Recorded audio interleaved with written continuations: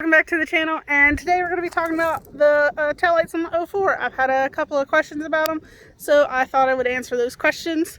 So let's go ahead and jump right in. Sorry, it's stupid bright outside today, but these are the, hopefully I pronounced this right, Raxiom, R-A-X-I-O-M taillights. You can get them off American Muscle.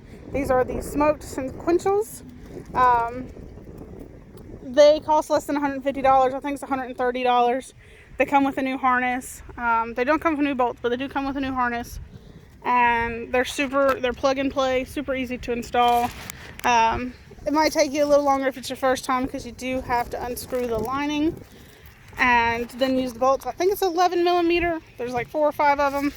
But I'll link a video above right here for you guys of me installing them in case you have any questions about that. Fiona's just over here kicking the car.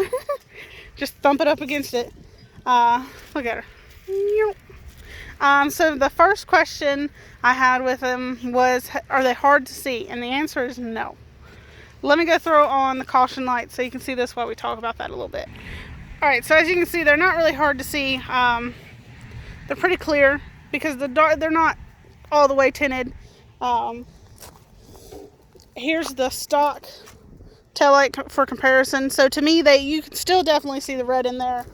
And when you're on the brakes on the turn signal, they're clear to see, especially later at night. During the day, they're pretty clear right now with no issues. You should be able to see that no problem. If you can't, then you should probably get your eyes checked. So as far as clarity, they're good. They are a sequential. As I said, you can see it. They're just very subtle sequentials. It's hard to tell if you're not focusing on them. So the next question is durability, I guess you could say. I've had them on the car for about 3 months now.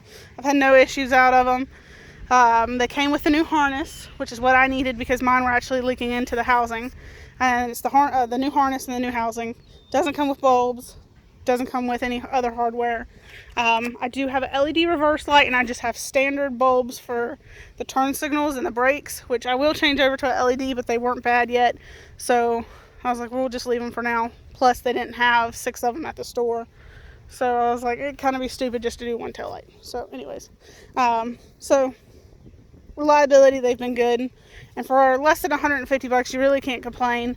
These cars, that's one of my favorite things about these cars. They're pretty cheap to mod and change things up on. The last question I had was how I liked them compared to the stock.